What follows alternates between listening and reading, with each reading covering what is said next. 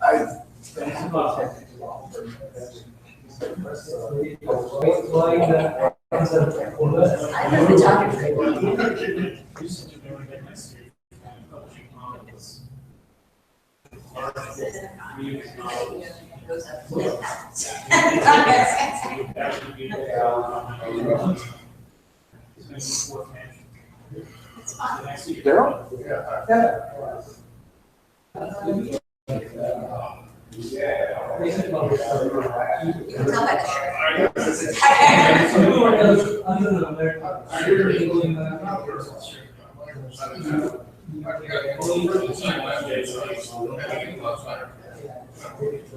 have the same copy of your event.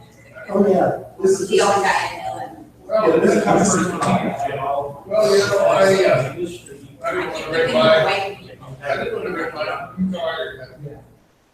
I didn't want to break my knowledge of the secret interest of the card. My grandma is a doctor. Oh. And you have to go away with those right now. Nice. So we might spill something. It's like being a copy outside or you're looking at it.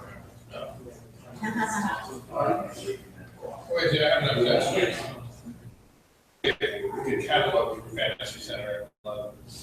So I would get the British folks very, very creative. And I had enough to grab and all the other British companies. Actually, the smartest thing I ever did, and I'm very good at this, Are we waiting? We're live here. No, we're gonna start. Okay.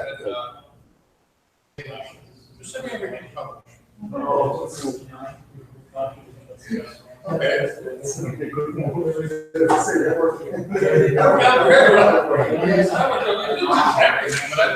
I just got a copy of it, but I didn't get it. But when he did send me like, you know, I basically freeloaded for yeah, right. So that's correct. That's correct. Good morning, everybody. LaffCon2. Thank most of you for coming back. We're still waiting on some other friends to get here. Let's be here.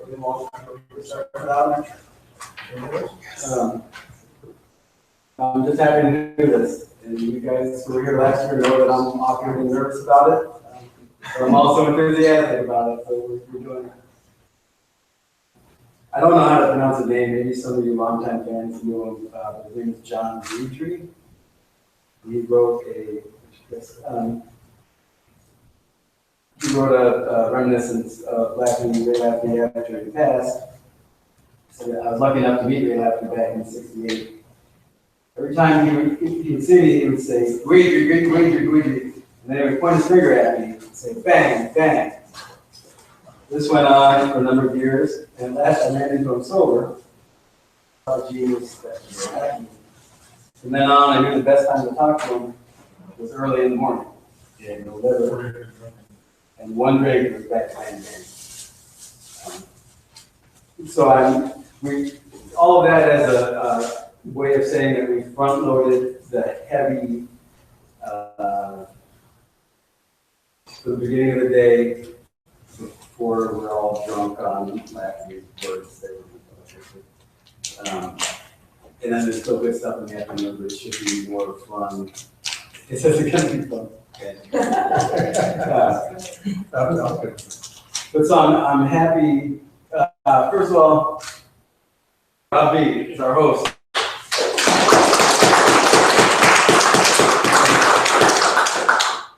Gregorio Monteo is our resident scholar. And Ryan Rose is our artist in residence away from the But Anthony is the genius, and I praise him every year, all the time I can. He's the man who designed these, he's done work on these. His art's hanging out there. Kevin is going to start the day by talking about Fourth Mansions, which hopefully most of us have read. One sentence that he'll go over in his lecture is this one. All his life, people would be given valuable things to thread fully unasked. Gifts, powers, lives, worlds, secrets. So this is just me saying right here at the beginning that I've been given all of these gifts of even being able to read life and discovering them later in life. Finding all of you guys, sharing that enthusiasm, and I'm just happy to be here. Kevin. Wow. Let's see if we can get these. She's fine, but basically, we're here. Fourth Mansions is my favorite book in any genre by any author whatsoever. I actually think that it might actually be a better book for the Fourth Mansions, but still this resonates with me more powerfully than the other book I've read. It rewards rereading more, just because of how much he fits into this story and how much I identify both Fred Foley as the sort of everyman, every lout, who stumbles into all of these forces but has enough and determination and simplicity to follow through and perhaps be the hope for mankind. Sort of a hope that it's a very hopeful book, and sort of a hope that I hope we can all share and that maybe help all of us become some of that. And also, when I discovered this book, I was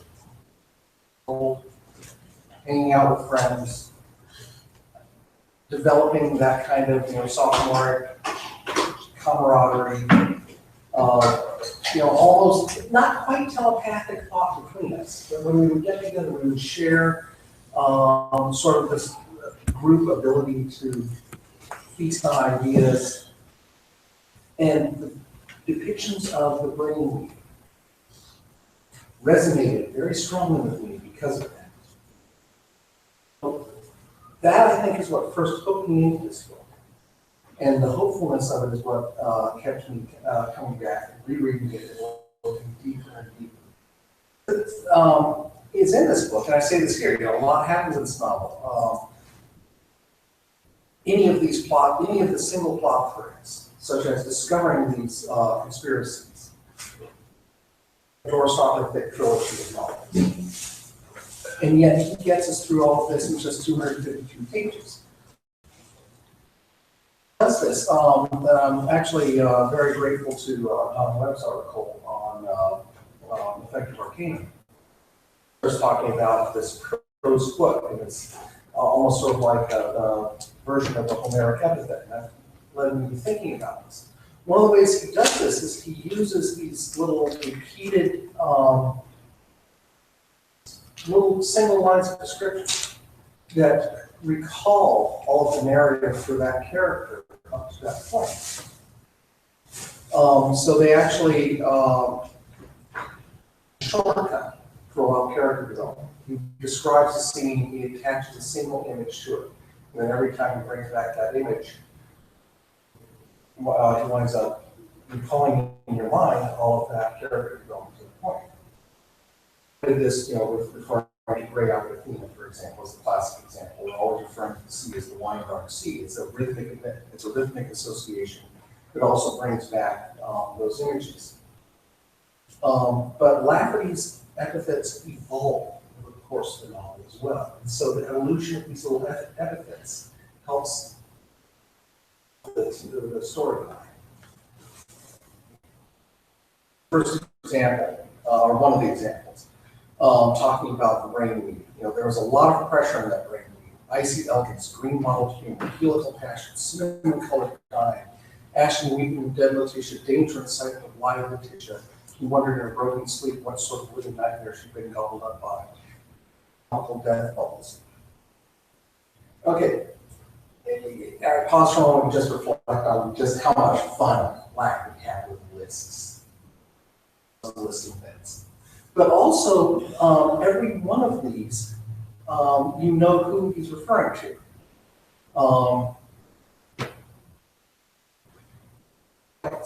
Is Arrow Man. The green mottled humor is Hondo Silveria. This is either being green modeling or as a snake. And the green modeling, of course, is the colors of the snake's skin. And the helical passion is the reference to Salsing. The cinnamon colored dye, well, described often as either cinnamon colored or as a cinnamon cookie. And Letitia is always described as ashen. And then live Letitia, who was the girl they mind napped and forced to become Letitia. It doesn't explain that she has this love of danger, but Letitia did, certainly did. And so I think what he's saying here is that she took on more than just her appearance, but actually took on part of her personality and her drives. The clayfish, which of course is named Yang. So looking at these a little more deeply, starting off with Biddy Venture, ours is the most fun.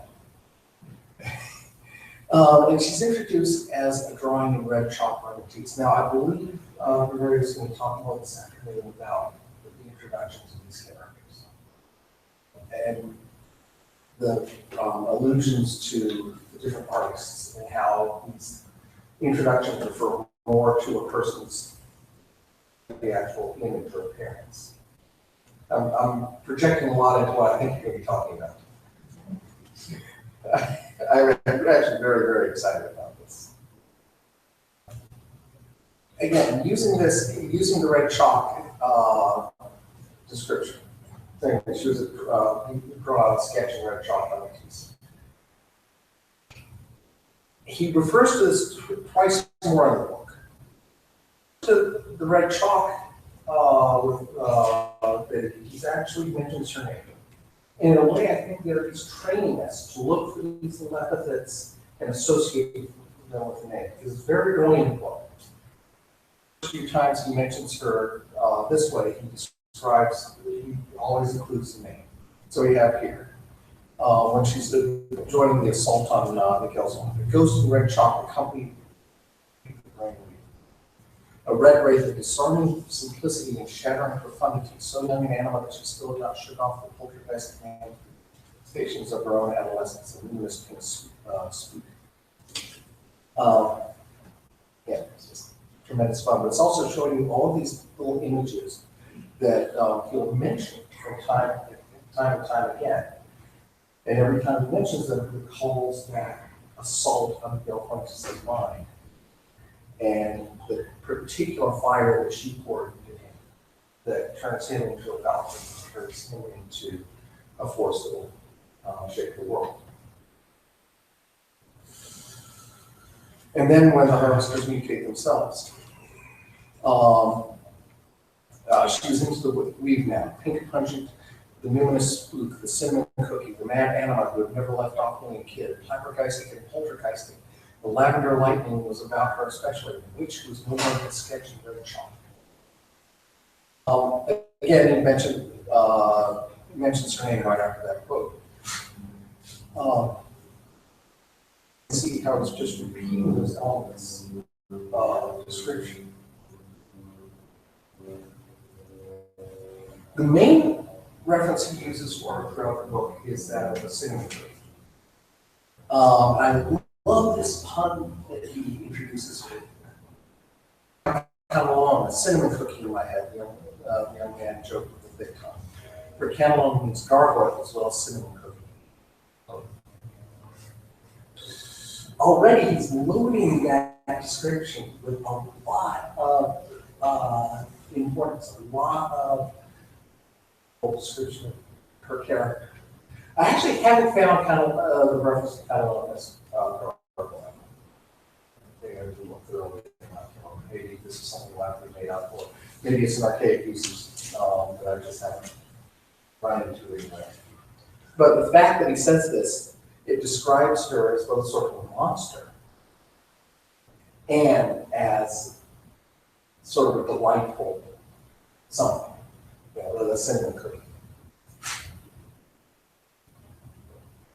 And so this mention of her as a cinnamon cookie evolves over the course of the book.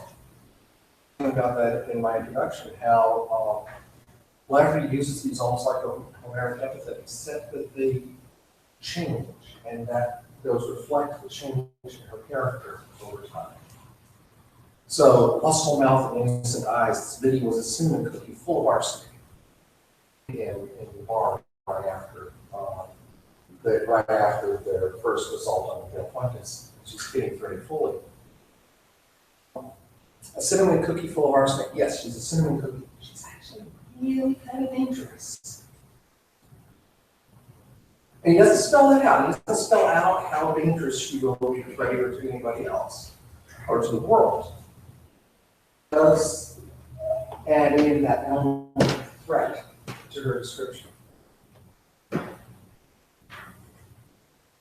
And then here's back to that first quote. Just showing here, I want to call out the phrase cinnamon colored dye. Because this was right after Freddie left for the training. This is when they were, the brain lead was assaulting 13 individuals and causing them to commit suicide. Killing off people by causing them to commit suicide from a distance. And so, when they were in the bar together, right before Freddie left, he has a quote. I didn't include some slides on it. Put it from memory. You're wide, you're beautiful, and you're going to die in a few weeks. Hey, I can prophecy too. That's the first time Freddie says anything that's actually prophetic. And it's the only time he openly does so. Another element of this book is that everybody's always prefiguring reaction through these prophetic statements. If any of you have read the review on the Lafferty devotional page, Nat, who runs that, mentions that he didn't like Fourth Mansion because everybody's always just falling into prophecy mode, speaking prophecies. And he saw that as cheap storytelling. I see it actually as brilliant storytelling because it's, again, another shortcut that gets us into understanding the events that are about to happen.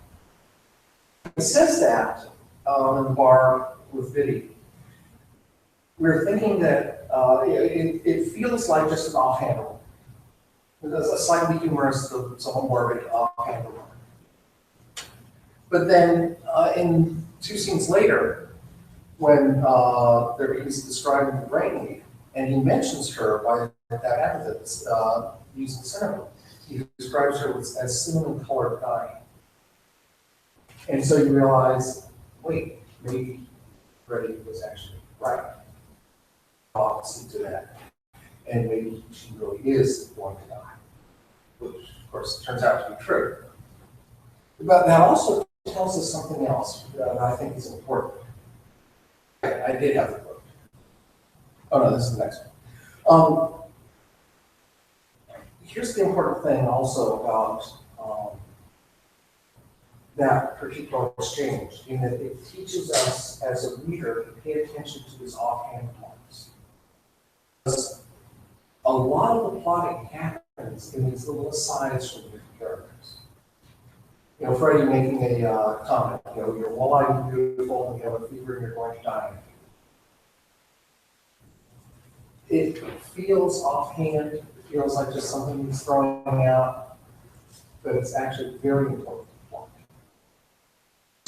A lot of this book happens in those little asides, and I think that's part of what people have trouble with in following the plot. I know a lot of people have thrust this book into the hands of who said that they have trouble following. It just doesn't make any sense. I think because a lot of the actual plotting occurs in these little asides. And then here's one of my very favorite passages in the book. This is when Freddie's worried that he's about to be confined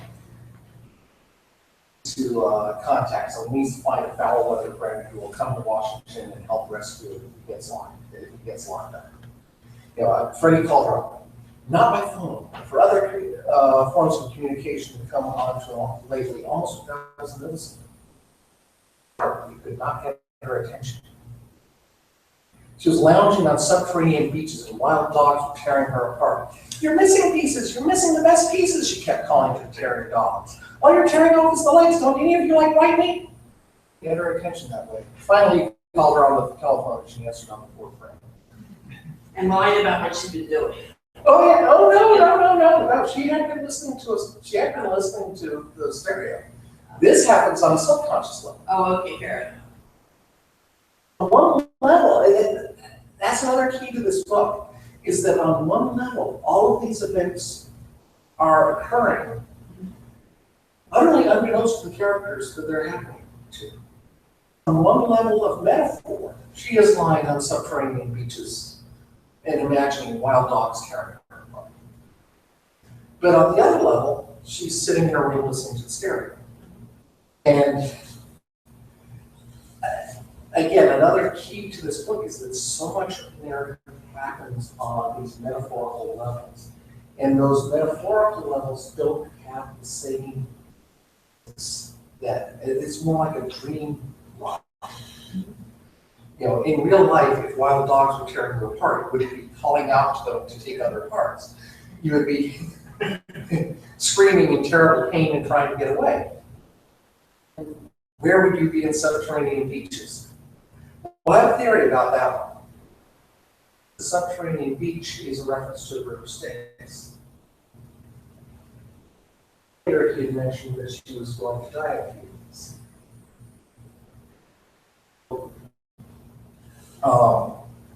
Who is down there on the shores of the river Styx? The Cerberus, the three-headed dog. The three-headed dog is the guard of the emerald. So,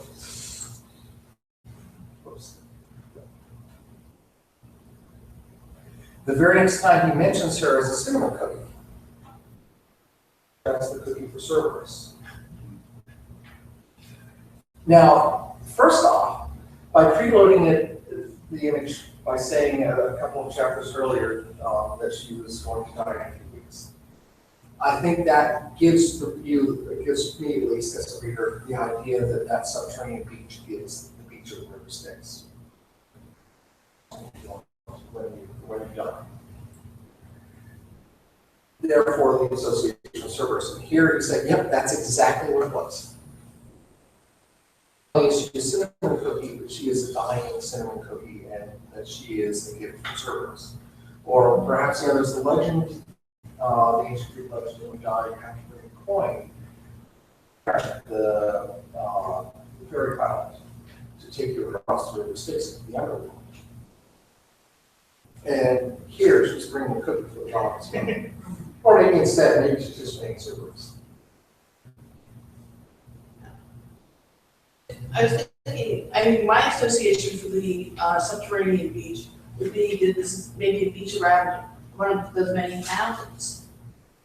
Yeah. I hadn't thought of that either, but yeah, that would work as well. Yeah, because there's a lot of stuff about subterranean in caves and so on. Because in a player's hideout or mountaintop home, there is just one of the primary fountains in the world with caves right below it. This is how you sneak into your belly, get cookies, and that's a Cerberus to sneak in. True. Yeah. That's right. Okay. Yes. Now, cinnamon is, I mean, like I'm thinking of sometimes like a used for candy or like anything. It's a hot kind Yes. of a flavor. Yeah. And I don't know, you know, that again, Cerberus hot, you know, it might be something there. I mean, it's a very distinct, you know. Yeah, it's very powerful. It only just needs, it'll set your mouth on fire. Yeah. And maybe you can do all of those things too. I remember whatever little mid preceded Tic Tacs were like it, but I think they were made by, I think but the first one they had was red, Yeah, and red just in your mouth, Yeah. and covering, and then all of a sudden it kicked in. It's hot. Red hot, yes. Thank you, red hot. Yeah, also, for what it's worth, cinnamon, we grind it, and add water, it's very sticky, and Vinny very much glue that holds, the rest of the character together. Oh, you're right. And also, we also have a reference to the what they steal, the George Mahoon's He-Man scent cinnamon. 13 bottles of it, but did not drink any of the other scents. We got another reference to cinnamon. We're talking about. This is the writer that likes cinnamon. Yeah, mine. Keep in mind that, he grew up on a reservation. And, cinnamon is a traditional, though cinnamon's not native to the New World. At the same time, he would be familiar with the whole concept of, folk remedies and the medicinal properties of various different plants and herbs. And cinnamon is very much one of the strong medicinal properties. It stimulates circulation. I'm not sure of all the things it's used for, but it apparently has some natural infection. Oh, oops. And anyway, there's just the final reference to Biddy as a cinnamon cookie here. Very last bit with the all of the elements that are being included into Fred's mind. The just objecting personality of the attorney. And Miguel Fuentes is just finally thrown the falcon to him. He's been made emperor of the Patricks. And they throw the control of brainwave to him.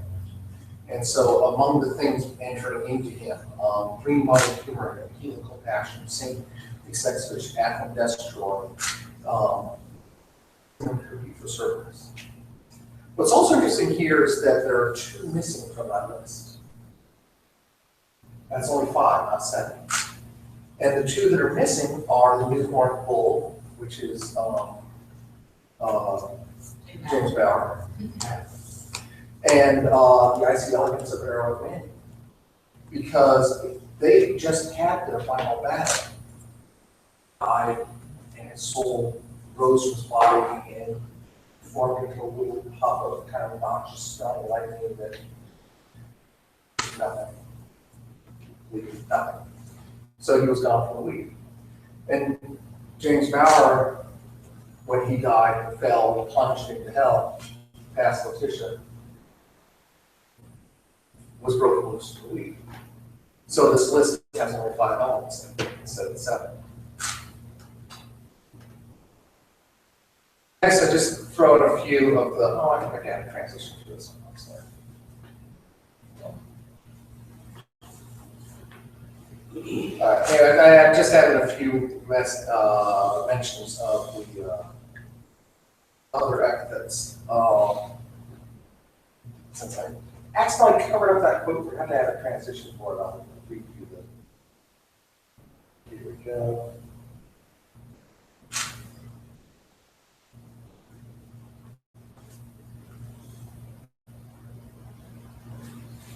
The one where he describes the boy.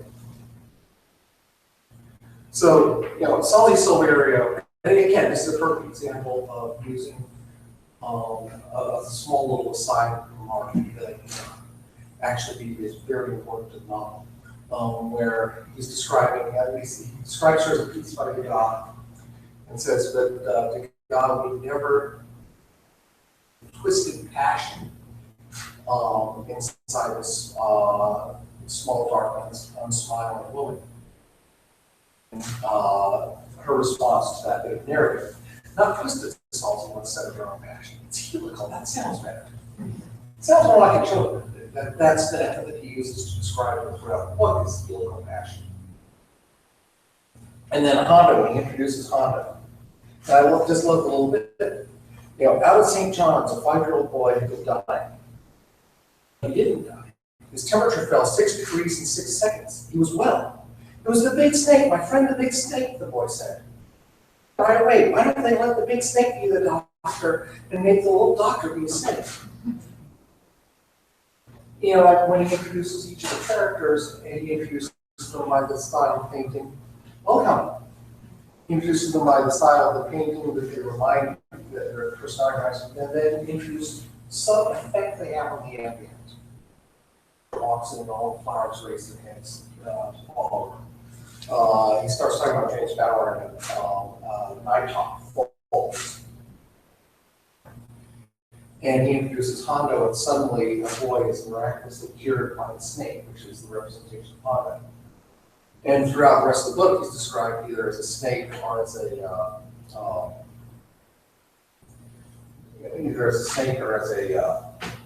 model twin, green model, or as a noble snake.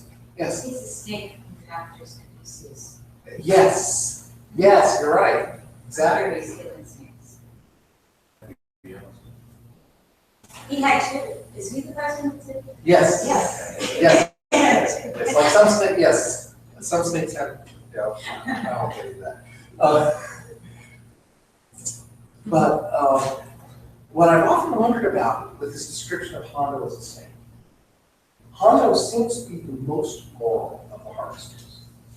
In a way, he serves as the moral compass for the harvesters. And yet, in a lot of other references to snakes in Lafferty's writing, the snakes are stand-ins for evil. They're very traditional. You know, in Arrive at Easter Wine, it was created in the first chapter. Yeah, in the first chapter. The version of everything that Epic is attempting to stand for. At one point, he's describing all the metaphors and explaining how, you know, by tigers, we don't mean tigers, we mean something. These two-legged. And when we say snake, brother, we mean snake. And then in the story, the name of the snake.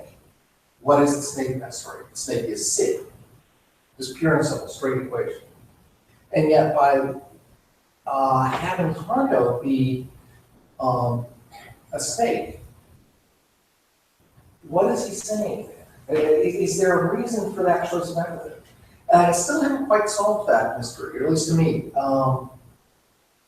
Is the most moral of the harvesters and the most noble scene in his aura. He constantly refers to him as a noble snake, recognizes him as a noble creature of his own country. But he is a snake. I think, though, here the snake stands for something that is other than him. As a snake, he is completely foreign to us, and largely foreign to our ethic and our moral. You are overlooking one of the quotes that Lafferty has. Lafferty is mentioning from his imagination. The python is a gentleman, no common snake uncouth. Yes. And this is, and you have just described the actual python, the one the rest of them are more or less, the rest of them are more or less trying. Yes, exactly. So I don't know any further explanation of that. Yeah. Yes. Well, one of the things this book is about is that you have to accept the monsters rather than try to cut them out. Having a noble snake is, you know, saying, you know, you have to accept the snakes too. You're probably right. What Rowling failed at, this is the theory you have to accept. Which is one of the problems with the book. Yeah. Snakes. She's very happy. Right. And then there's his comment early on when he talks about how the snakes were the first humorists. And that sudden scaring of people is the oldest joke and still the funniest. Yeah, by the way. As a kid, I was allergic to anything with furs and pet snakes. One stranger named Basil, who would not stay in the snake cage no matter what I tried. But he loved the smell of books. Fortunately, my parents were weird. I'm deeply grateful to this day for my parents. Well, my mother made an alcove in the bookcase near the head of my parents' bed, lined with newspaper and a heating pad. Basil lived. He just stayed in the bookcase. Now, my parents are about as unafraid of snakes as people can be. But my dad told the story of one night waking up sometime in the wee hours, he doesn't know why. And the boat was crawling across his legs under the sheets. And he said that back-brain sudden fear of snakes is very much alive and well in the psyche. And screamed until he realized it was just Basil going out for a ride. And that image is always in my mind when I read this book, because, how I was saying, the snakes are the first humans. Well, yeah, I guess you're right. And here I'm just another mention of as the strength of the weed with her heel compassion. Oh, I hate myself for doing that. Oh well.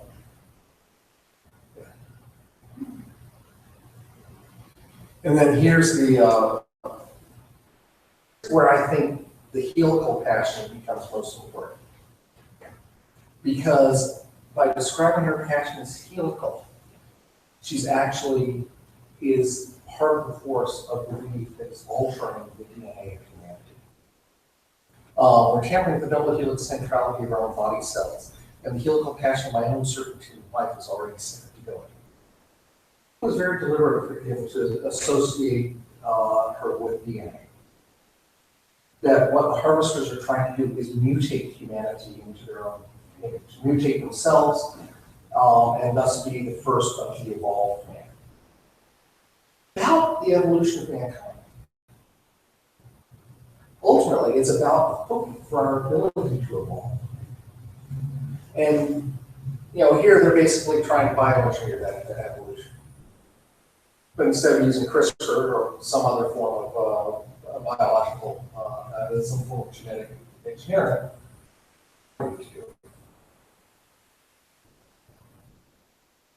and just a little bit about Wing Manion. And I love this quote.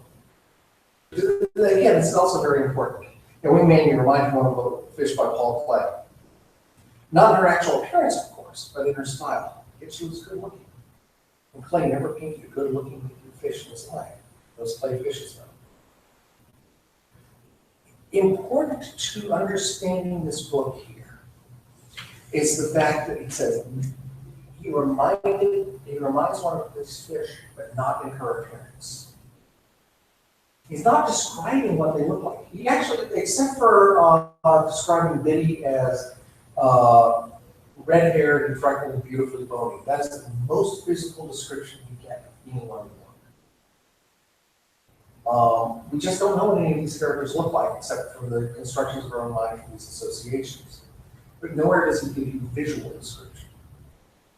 Many of these descriptions are metaphorical, not visual. And then, of course, another reference to her Wing Manion, the spectral clayfish, the saintly sex pot who swam into the weed with a bellow of underwater excitement.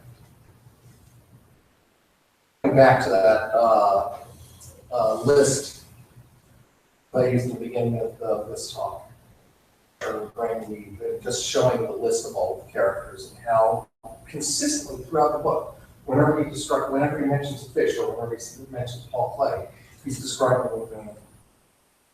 And it brings back all of that description of her. But another part about Wing Manion, though, is that she and Salzig to describe them never changed over the course of the novel. She is the saintly sex pot. Wing Manion is the saintly sex pot. She is the playfish. She is water a lot. But the references are always very much the same as they were at the beginning of the book. Because these characters are fixed. They're not dynamic characters. Neither Wingman nor Souls change or develop over the course of the book. They act as one of the forces against which the other characters change.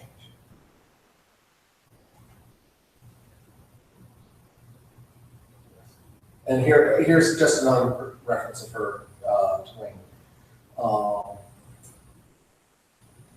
As being, describing her fish nose, and then her little aside, so she gets pretty strong after a couple of days out in the old pond. There are blackness and funness. James Bauer. James Bauer does change over the course of the book as he creates the brain weed with arrogance. But he's described when he invades the mind of Miguel Fuentes as a newborn bull. And yet, when we encounter him at the end of the book, and in those final battle scenes with Aaron, scene where he's a bull on the edge of a cliff, and sand is running out from under him, he has this intense fear of falling. But he's described as being the older and stronger bull, longer horn and more so he has developed a newborn bull, a young animal full of itself, willing to charge at anything, to an older, more mature animal and unable to too inflexible to actually save himself. And Aaron Mannion is consistently referred to both with icy elegance and as whiny. And that's why I actually wonder if a movie were ever made of this book. Played Aaron Mannion. And what's his name, who portrayed Severus Snape in Harry Potter, was a wonderful job. Even though it doesn't fit my visual picture, we're giving no real visual description anyway, but he can deliver that kind of sneering, contemptuous whine. And here he's described as, I've always hated the sky helmet that stands for arrow and whine sharply, like a saw cutting through elmwood.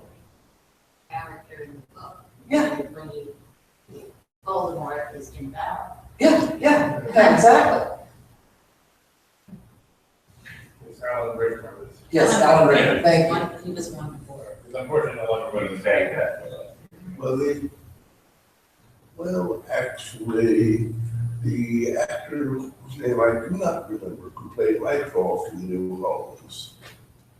Oh, yes. Yes, Yes. Oh, he's wonderful. Oh, he could do a sneering, contemptuous whine as well. Yeah. And that's what Erwin is he is contemptuous of the world. He's humorless, he's whiny. He thinks he's full of substance, but it's all full of substance. He has no humor, but there's not a serious bone in his body. There's nothing serious in him. Turgid, yes, but not serious. And then there's Freddie Foley. Freddie stands in for us. He is the dynamic character of the book. And as he stands in for us, as he is the everyman, or the every fool, it gives us hope that we can be as dynamic. I love this book so much. At first he's described as being unplowed, not fully formed.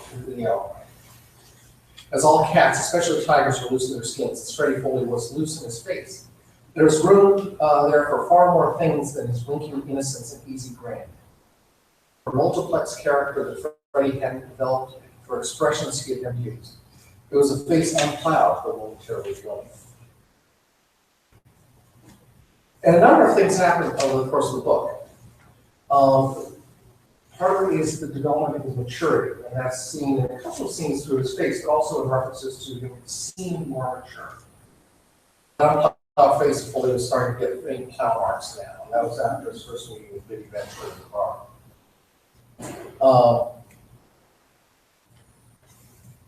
But here, how he still has the winking innocence. When he's first describing his idea to be. And actually, perhaps Carmen Overwater, everyone's heard of his last few years, was the same man as Carnegie Law, an English diplomat who served an Egyptian caliph some years ago. Those are innocent eyes, he asks, because he was talking about first having innocent eyes and lustful mouth. 500 years back, but it seems silly when I say it out loud. But it doesn't sound silly at all, little blueberry bush. Why? Then why are you about to bust them? And how can he be a man that she treats him like a kid? The thing here is that he's still described as the immature here. His journey is partially into maturity. So 1 week later, talking to Mary Ann Evans, after everything that's been happening with being rushed by the big brain bleed, being threatened to in that heavy-loaded, outloaded, heavy-handed fashion, having to run away from various hordes of people trying to kill him, dealing with stories from, violent stories about Miguel Fuentes, Verdigru, and Eau Claire. So he winds up in Washington and meets with Mary Ann Evans. Rick, you're so much older and more mature. I can't believe it. I never saw a kid get over being a kid like that. It's only 8 years since I saw him. It's only a week since Tankersley told me he wished I didn't look so much like a kid. So we're halfway through the book there, and already he's being referred to as much more mature, starting to develop that this is the path of dynamic development. They're hoping to go along. And there we go. A little later that night, talking to Harry Hardcrow, and Harry Hardcrow's asking, wait, how do you know this? How do you know that? What was his name? The adventures in town. Crabtree. Much more mature Hardcrow's my new maturity. Yes, I'm big enough now to hear the big stories of big men when they appear. So he's even beginning to realize it. So this is now.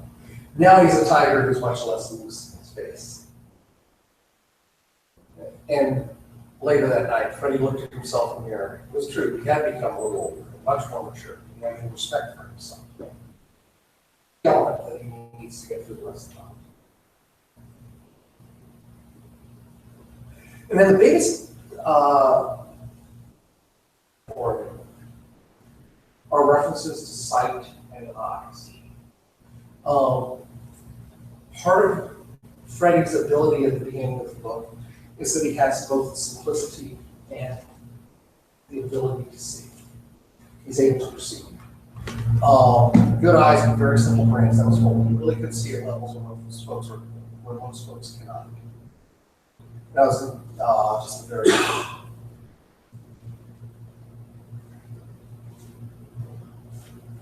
And then just tracking some of the references to eyes. You ever look at your girl and suddenly discover that she has a toad's eyes? Mine has a massive eyes. Much more sophisticated. Well, that's a throwing remark that's not as important to the plot of the novel. But I always wondered about this one because he refers to her as having toad's eyes. I was like, she's one of my friends.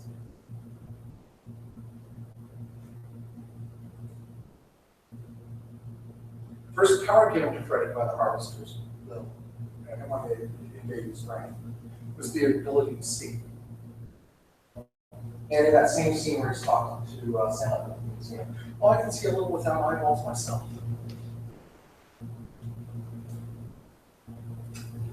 And then when he runs into Sylvester Larker, and they talk about, he's talking about stories of his childhood. He's remembering, reverie about all the stories of his childhood. gave birth to psychic associations with that.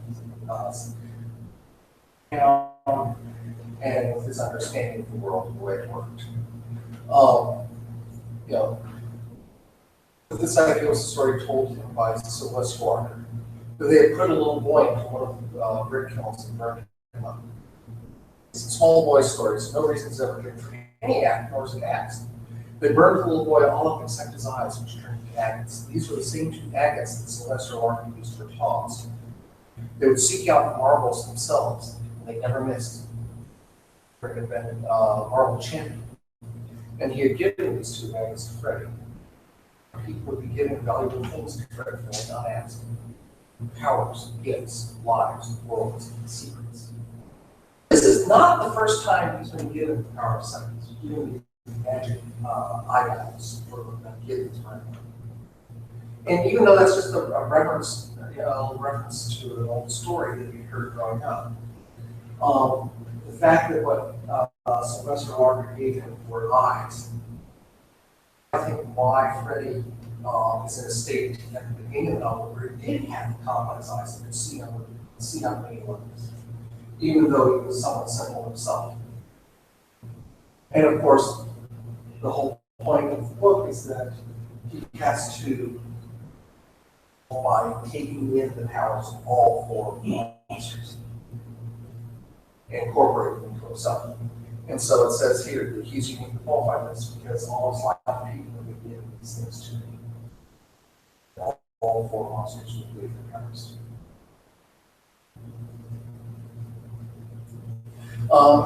Real summary of this, when he's talking with Bert Grubak.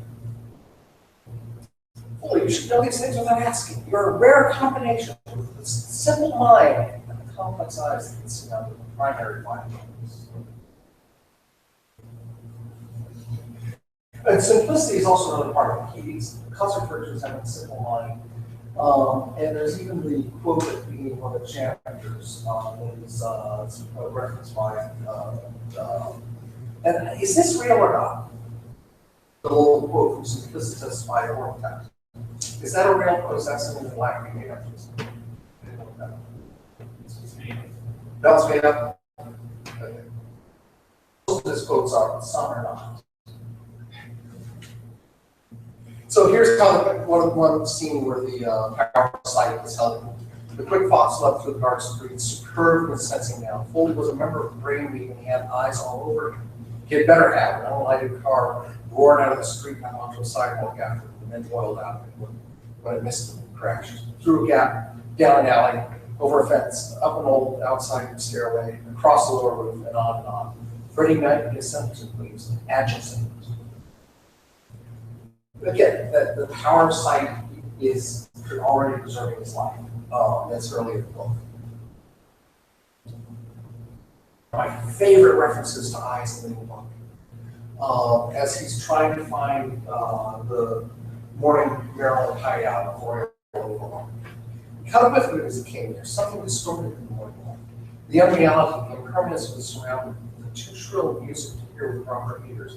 The sick poetry, the paleness of the grass and bush, as if a great stone had been rolled away, exposing all. Chopping and building blocks countryside before, and it hadn't been like that.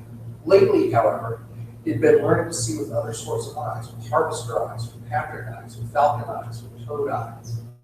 A man misses so much if he uses only one set of eyes. One of my favorite quotes in the entire book, but also it's showing how he's already, wrong page comes up, it's sort of page 140. Okay. He is already incorporating the powers of all four monsters even halfway through the book. And then, of course, at the very end of the book, last page, nobody else coming in simplicity, all four monsters. Such good eyes had never been able to see on all the levels into all the worlds. No person else had ever integrated all his archetypes to become fully conscious, even while tumbling into the field of his unconsciousness. He's incorporating the powers of all 4 officers to become the first full human being. Fully adult, he's now mature. All those references to maturity, he is finally reaching the adult stage that the harvesters were only able to. He has had the good eyes to be able to see all those levels, and is now incorporating the powers of sensing, the power of perception. Monsters. And so the description of him is simple and with good eyes. Starting with the book, being able to carry you through, are exactly to be successful. And it's also a recipe or a prescription to us for what we need to have to be successful, to be able to lead humanity to the next level of evolution. So that's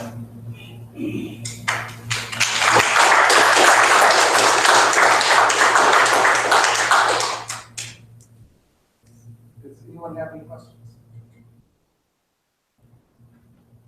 Well, thank you. Good stuff. Thank you, Gavin. Thank you so much. All right, we're gonna take a quick 5-10 minute top break. Use the bathroom, grab a coffee or cookies. We'll come back and Dory will talk about research. Watch out for the cookies, though. They're dangerous. Which one has the arsenic? Yeah, that was a 2-legged issue.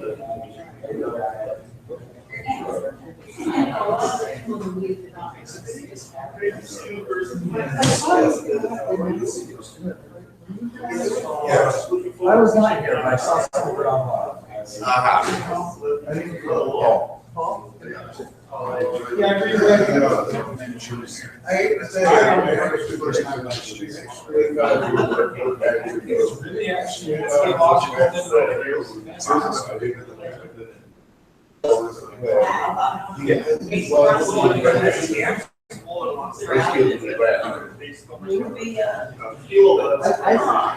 Yeah, they're both pretty theological, so I don't know what you have in mind. it's exaggeration.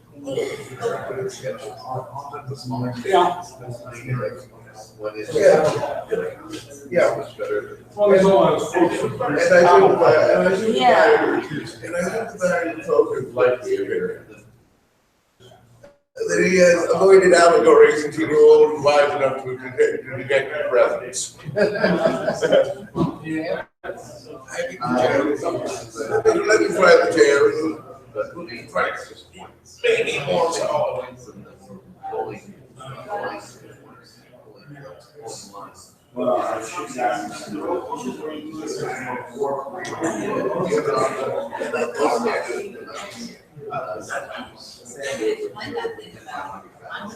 Oh, yeah. It's very sad in a way, it's a sad part of collaborating. You feel God of this movement. And people not being like, The way that the program it's not against blind.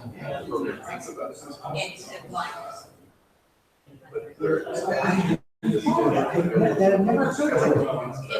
wouldn't occur to anybody else, but it's so, he thinks that. The government tried to, and it was not reading in.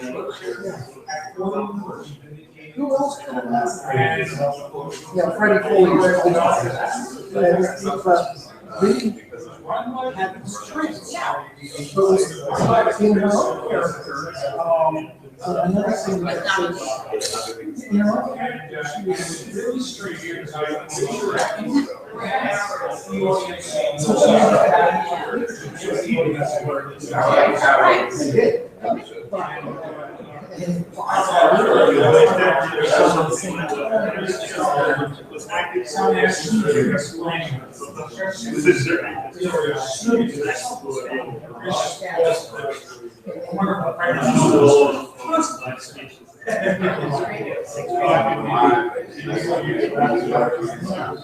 Yeah.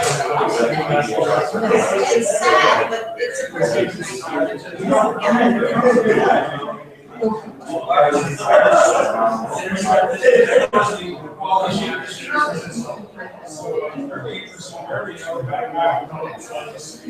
You see,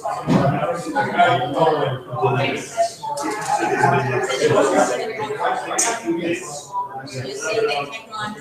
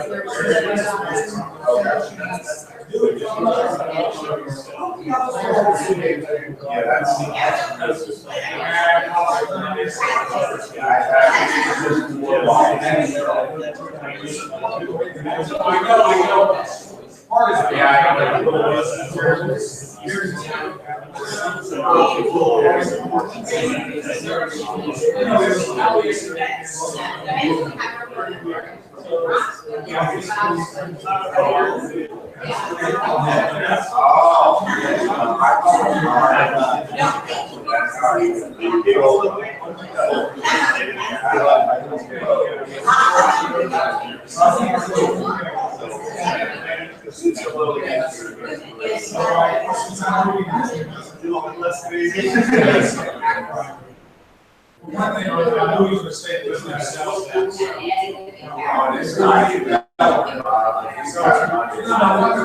Goes down to like Delaware.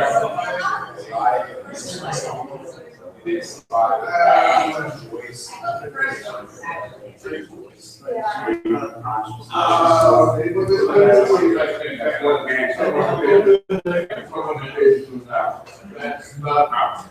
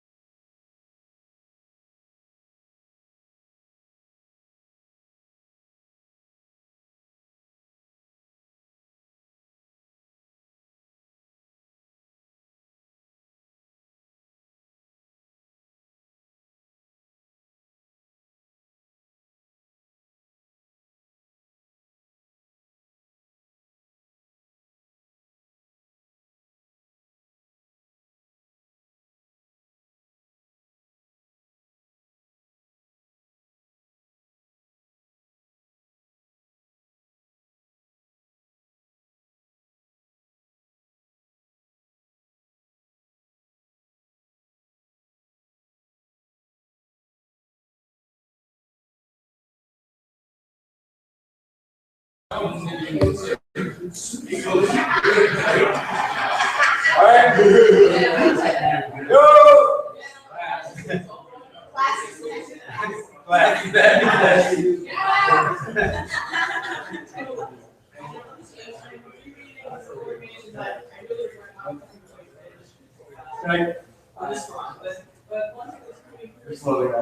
got her again now. Nancy, you're gonna be the next class. We're starting back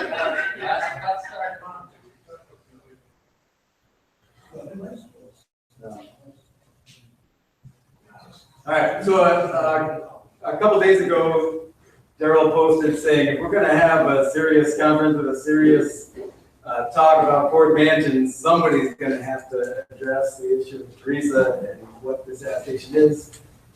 And in the past 2 days, we scrambled together to make us know. We're well prepared.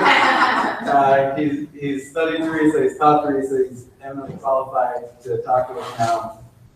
Explain some of these underpinnings of Ford Mansions.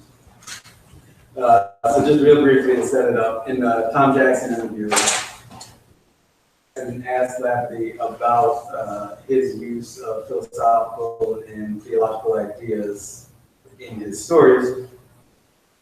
I was talking about Aurelia, but then said, and then there's the book Ford Mansions, which I worked in the context of La Sagrada, the Mansions of Teresa de Villa. The English translation is usually called the interior castle. There are 7 sets of mansions or steps of perfection. This is the perilous step, the midpoints where the devil and his principalities counterattack with all their fury. And that counterattack, in today's world, is the theme of my book. Then I will let Gregorio do what he does. Lafferty explains it so well. I don't think I should give my presentation. Yeah, but I still have to wait till noon for lunch. oh, okay, so when Pete's arrives, he has to talk. So, yeah, so when John said that I had the opportunity to teach this, so yeah, I've actually been really mean towards my young students. Most of them were freshmen and sophomores, and they're taking my intro to theology classes. I feel really mean. I give them the interior castle lecture, so they have over to read. And most of the time, I have to devote a lot of my time and energy to try to put it in context, to try to give them a religious background in order to grasp what it is that Teresa has done. Now, when I first became a Lafferty fan, thinking about it, I noticed that everybody always mentions that Fourth Mansions was inspired by Teresa. And first chapter, the beginning of the first chapter already, we have a quote from her, and she pops up into the novel. So it's pretty obvious that she's playing some sort of important role in the book. But so far, what no one has done is to actually go and show precisely what it is that Lafferty found in the text that inspired his novel. I'm going to try to do today. Now, the text by Teresa is too long, too dense, too complex to deal fully with. So what I've done is I've chosen what I think are 3 motifs that are important in the interior castle and which show up transmuted through Lafferty's imagination in his novel. So we're going to be looking at dwelling places, fountains, and circles. A little background before we actually look at the text.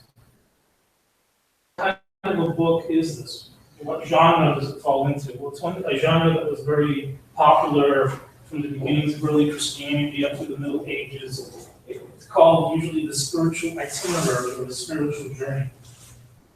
It is that the life of the spirit of the soul is akin to a pilgrimage. It's a physical pilgrimage, to a journey that we undertake. And like any long journey with a far off destination, there are going to be many stages along the way that have to be taken.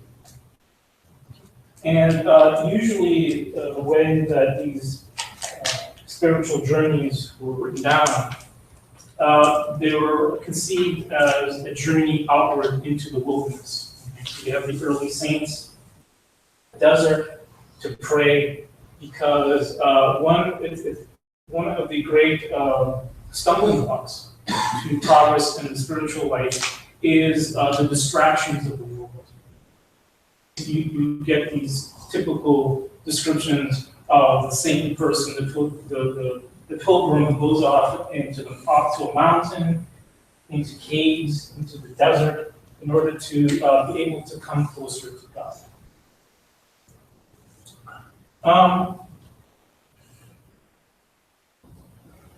There's a paradox here, though, because the end of the journey, the goal towards which the pilgrim is working towards, it is at once utterly transcendent and beyond.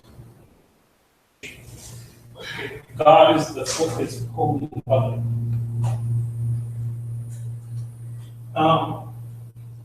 Yet God is seen as immanent to us, as the most intimate. So God is that which is completely outside and beyond us. It's out there somewhere. But God is also going to be found within the soul, within the mind. See the paradox. Are we going out or are we going in?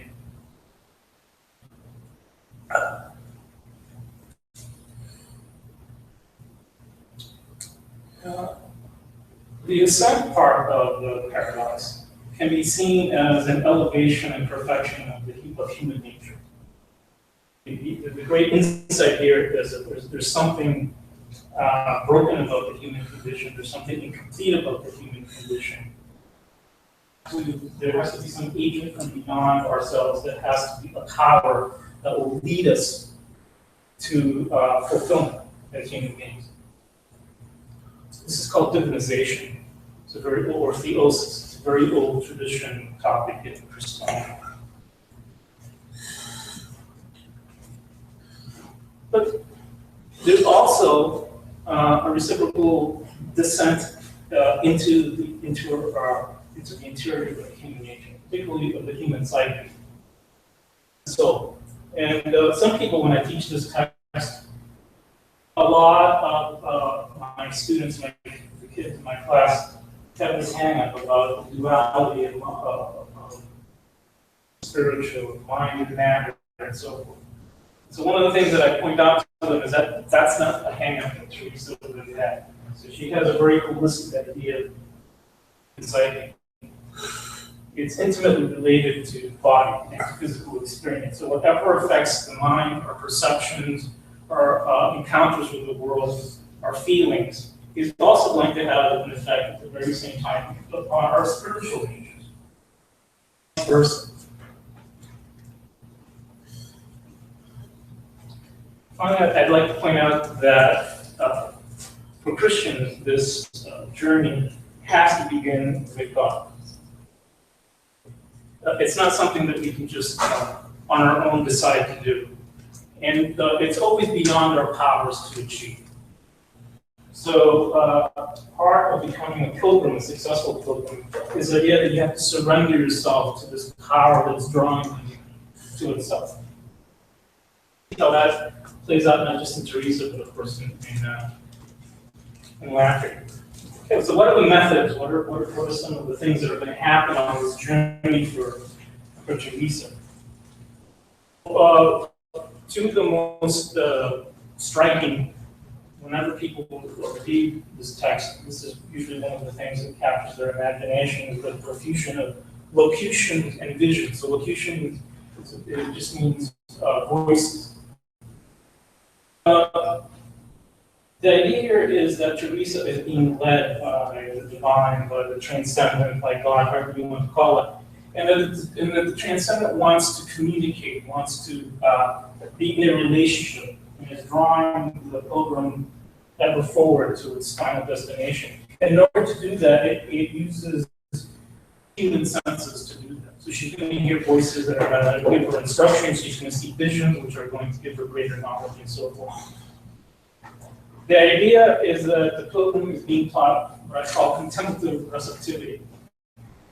You have to be a letting go of the psyche. The mind, spirit, the soul will have to put its trust And in the process, we're going to have to learn to listen more closely, to be more attentive to the promptings of this other.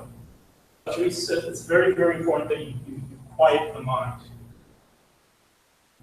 You have to be able to shut off not just exterior distractions, but you have to be able to shut off this interior incessant monologue of words and images possible to quell. She says we have to learn that if we're going to do this. And so what is the actual process of the quieting of the mind? She said she places an incredible amount of emphasis on mental prayer. And there's various stages and types of mental prayer, but one that she particularly likes is one that she calls the prayer of recollection.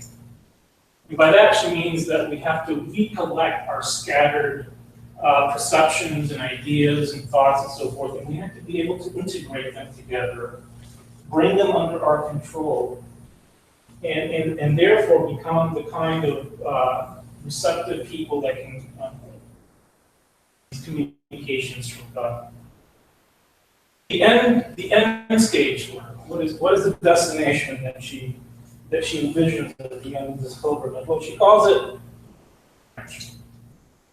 and what she wants to emphasize by this phrase is that the final destination is going to be a union of person with person. Okay, so for her, the idea of God is not some sort of impersonal energy or force somewhere out there in the universe. God wants to relate. He wants a real relationship. He wants a real union here. The union is going to be so radical. It's going to be a kind of mutual indwelling of spirits. Sort of an ultimate marriage of not just the mind, but of the souls. In fact, she has this striking phrase at one point where she says, God is communicating with her, and God says to her, don't try to hold me within yourself, but try to hold yourself within me. If the person can let go of their ego, of their preoccupations, of their fears, of their concerns, and put their trust completely in the other, then they will dwell within God. That is the ultimate destination. But that's not the end stage. She said there's one last thing, because once you have come into this mutual indwelling spirit, you have what's called an active receptivity. You're just not passively experiencing God. Because you are in God, and God is in you. You then will go out into the world and be a witness for who God is, for what this ultimate transcendent thing is. Okay? Remember, you've been divinized. Okay? So now you have to actually go into the world and you have to help redeem the world. People who are on the way. There are other pilgrims, everybody's on a different stage. And it's sort of your duty to go back into the world and be an exemplar, because you've reached the end stage. Okay. So, I said that in earlier Christian spiritual itineraries, the image that was usually given, the metaphor that was given, was this idea that you're going off somewhere into the wilderness, up into the mountains, under God, and there's going to be artists, there's going to be all sorts of stages, and there's going to be setbacks and dangerous points on your journey into the wilderness. Teresa is, instead of a mountain, instead of a wilderness, she comes up with the idea of this journey as a procession of mansions, or in modern parlance, rooms within a large castle. So the idea here is every room that you enter means that you have reached a further stage in your spiritual journey. So each has a significance as to what stage of your spiritual progress you have arrived at. Now, Teresa is very, very clear. She's saying, look, my particular personal journey, I followed this particular route through the castle. I reached union with God. But there's not just one blueprint that everybody has to fit into. There are many, many ways in which you can traverse all of the rooms in the castle. And as many ways through the castle as there are persons. In the ways God can design your journey in such a way that it's fitted to your own personal characteristics and so forth. Don't think that, well, I don't know which of these nations I'm in. Maybe there's something wrong with me. She said, no, you're on your own personal journey through your own interior castle of mind progress. But I can give you some general ideas of what this progress is going to look like. Okay? So, of course, the beginning of the journey begins with the entrance into a first mansion. With many people, she says, are stuck outside the castle. A little bit. For her, the vision of the castle are those who, because of whatever some impediment, because of the world, whatever, feel that they can't even begin on that first step of your journey. She describes it as a sort of dark, swamp-like place where people are sort of trapped in darkness and so forth. The key to taking in your journey is going to have to be prayer. Because prayer is the only means through which you will take that first crucial step of realizing that what's holding you back is all the chatter in your mind and all of the distractions of the world. You have to be able to at least begin to shut that off and begin to concentrate on what God is trying to tell you. If you are not praying, if you don't have a prayer life, then you are not in the process of being saved. You're not in the process of coming to God. So that's the first step. The second mention.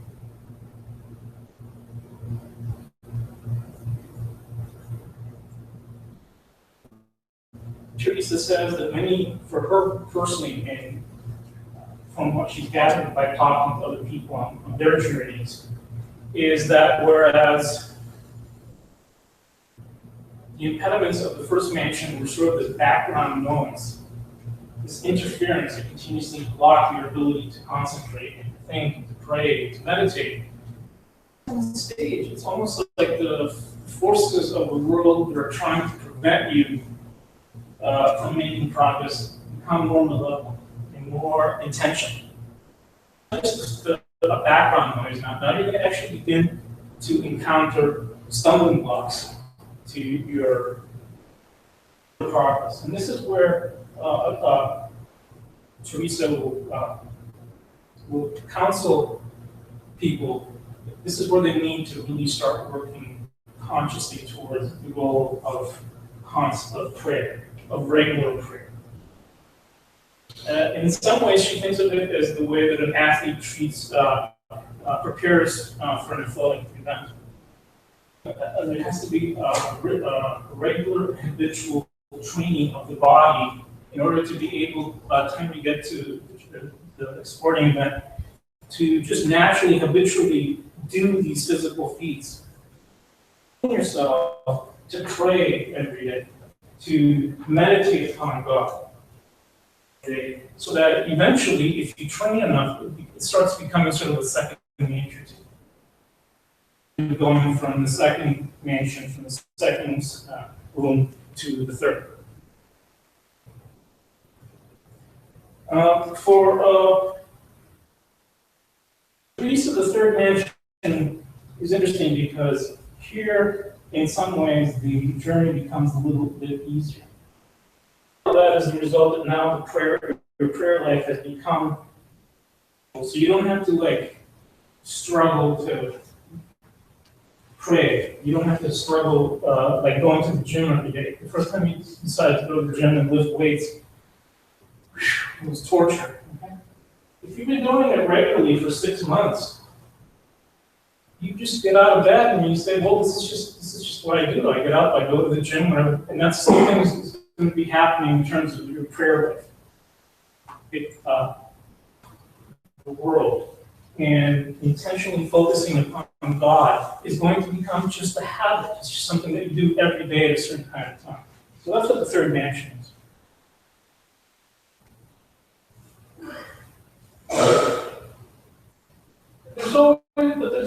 There's always some dangers in all these mansions. Some people never progress beyond the third mansion. Because there's already an anticipation of a great struggle, a greater struggle than we've ever had, coming right around the back. Many people, out of fear, out of concern of what's coming, stop dead in their tracks in the third mansion and never go beyond it. And so she says, look, this is the time when we need to find a spiritual counselor, a spiritual advisor, a spiritual leader, someone who can have done that and can give you the advice and so forth. And this is what Teresa is doing in this particular text. Why did she write this book? Well, she's the head of a religious order. And her audience are her fellow nuns. So it's a kind of a spiritual guidance that she feels that her fellow religious need in order to be able to move beyond these initial stages. Now we get to the fourth dwelling place.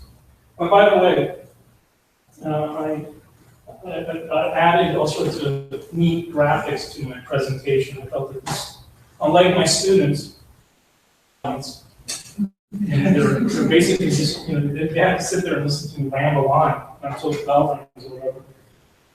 You, of course, are all adults, so you could zone me out and walk out or whatever. So I need to sort of induce you to my presentation with pretty pictures. And all the pretty pictures are by the same artist. She's fairly obscure, and somebody might have heard her. Remedios Varo, she was a Spanish woman of the 20th century. I like the connection between Teresa Varo in the 1500s and Remedios Varo in the 20th century. And she was influenced. She was Spanish, and she had to leave Spain because of the Spanish Civil War. And she moved to Mexico. And in sort of her middle age to paint in earnest. And she was particularly inspired by the mystical works like Teresa Varo. So some of these paintings are inspired by Teresa, some are inspired by other mystical texts. Also a contemporary of Lafferty, so that their birth dates are very close. She's only started in her artistic pursuit later in life. Unlike Lafferty, though, she died young, so all of her paintings are basically done within like a 6 or 7 year time period. She died in 1963 at a very early age. She was about 50 years old. So imagine if Lafferty had died at age 50 and started at 45. What would we think of now? Maybe at the end when we have a question and answer, if you guys have some questions about the artist, I'd love to talk about it. But as Kevin told us in his presentation, mansion is in some ways the most crucial of them all. This is the transition. If you fail at the transition, it could be that you go all the way back to the beginning. All the progress that you made. And so the forces arrayed against you to try to make you fail are going to be at full strength in this fourth mansion. The beginning of what Teresa experiences, the supernatural, mystical stage of spiritual growth, where Teresa says, you've been struggling because of your fallen human nature, whatever's holding you back, because of the world, whatever, and you've been struggling. Now we reach the stage where she says, God begins to take over more and more. And she experienced this more direct guidance from God as that cannot be explained by mere physical explanations. Okay? This is where the voices, the visions, this intense feeling of God being present to her becomes very pronounced. She explains it as a transition from acquired to infused prayer. Maybe you've taken a class on Aquinas or medieval philosophy or theology. You've probably encountered this distinction between the acquired and infused. Okay. It comes from Aristotle. The idea here is acquired is something that you have to go out and work for. Again, the analogy I told you earlier about the athletes who have to train. That's the talent. But for you to be actually successful as an athlete or as a concert pianist or whatever it is, you have to begin your initial coming with the artist or the athlete you're going to be by lots and lots and lots of hard work. Same thing for the life of prayer. But she says, in life, the spiritual journey, there comes a moment in which the virtue of prayer becomes something that God puts in your heart and in your mind. Before you were pushing, you begin to feel more and more as if you're being pulled. Quite work as hard anymore.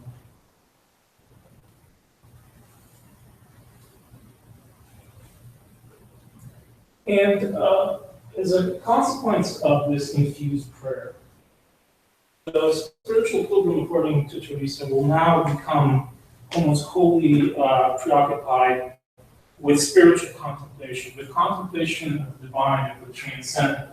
The things of the world will become less and less important, and put behind, become much more absorbed by mystical experiences and contemplations of divine knowledge about God and so forth.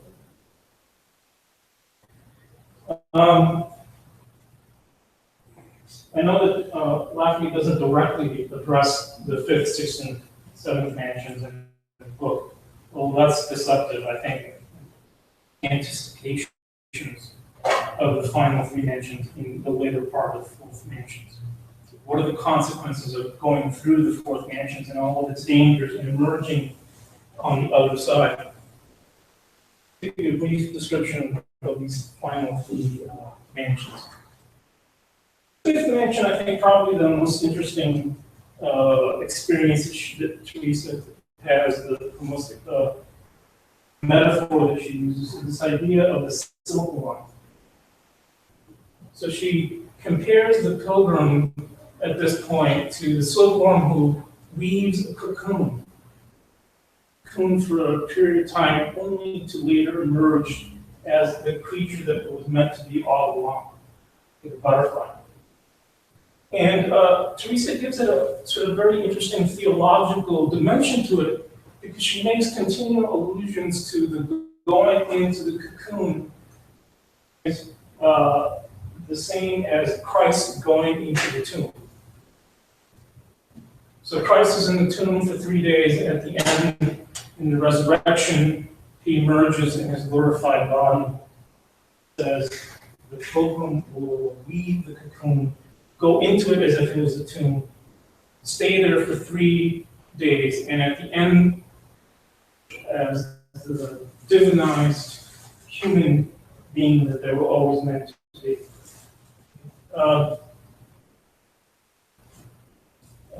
Silkworm in 4th mansions, but there is silk, like spiderweb, find himself enmeshed in this tangle of webs for 3 days, just like Christ. It's Foley's journey into the madhouse, into the insane asylum, which he explicitly at one point says it's like going into a tomb. And the fact that he's there for 3 days is not a coincidence. And the fact that he comes out at the other end of this experience as Foley, the man he was always meant to be, the most striking allusion to a kind of very Christian, Christ-like association between the experiences of Foley and the tomb, which I originally were connected at sea with Teresa. Okay, 6th and 7th mansions is the culmination of the journey. As I said before, we have the spiritual marriage.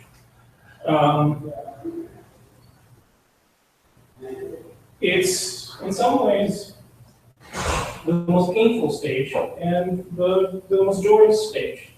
It's painful because for Teresa, she says, the pilgrim becomes so with the other, which is Christ, that in some ways there's a transference of everything that belongs to Christ into the pilgrim and everything that belongs to the pilgrim into Christ. So on the positive side, you get divinization, because you're given the divinity of Christ. But on the negative side, we also take on the sufferings of Christ. To become Christ-like also means to be willing to take up your cross. So there's that very painful and dangerous sixth stage. The spiritual marriage has been consummated. Soul and God are now mutually indwelling. And God, rather than being trapped forever in this sterile contemplation of the other, the next stage is dynamic. Now you go out into the world and you become a model of God to others in the world. You lead others. Okay, I think that's enough. That's only the surface of this text. It's much more complex. We could teach an entire class on it. But I think for the purposes of what we're doing here this morning, I think we've got a possibility of beginning to see connections with Lafferty's novel. And like I said, I was going to do it by pointing out to some similar themes that Teresa and Lafferty share. So the first one is going to be dwelling places. Well, Lafferty isn't being shy here. He's basically putting it on the page. There's a house. It's a central part in the narrative. It's called Morada, which Lafferty points out is the Spanish word for, among other things, a dwelling place or mansion. Which mansion, which morada, which are we talking about? We're obviously talking about the fourth one, which is going to be the crucial one. It is on how successfully traversing through the fourth mansion and merging on the other side. Here, we're not just introduced to the structure of the morada, but we're also told about the people who occupy this fourth mansion, who have sort of come in and taken over.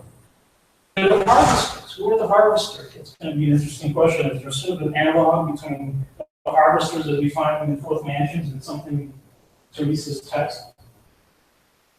From pretty early on in the book, we get the distinct feeling that the harvesters are interlopers in the fourth mansion. That it's not their natural habitat, it's not their natural home, but somehow the novel opens and they're occupying this space.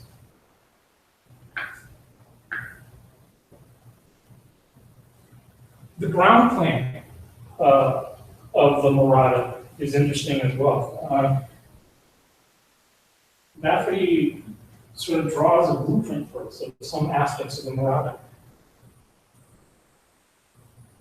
And the way, in particular, that he does that is by pointing out the importance of the stairway that we have in the morada. The parallel stairway. Because there are steps leading upwards and there are steps leading downward. Now, the steps leading upward are pretty clear. It's the steps that allow us to ascend. It's the entryway to the next level beyond the fourth. What is the steps leading downwards like? What's that? We'll get to that in a little bit. I'd say that in terms of the spiritual itinerary, in some ways the novel already presupposes that the first three stages have been traversed. And having a much longer novel, where perhaps Lafferty could have written chapters filling in the backstory for Foley and the other characters, and leading us slowly through the first 3 stages. He goes right into the middle of the action. We're right smack dab in the middle of the fourth mansion, and we sort of have to figure out the missing pieces as we move forward. Like maybe that's one of the reasons why so many people find it difficult to follow the plot. It's because we're already in some ways almost halfway through the story, but when we get to page 1, okay?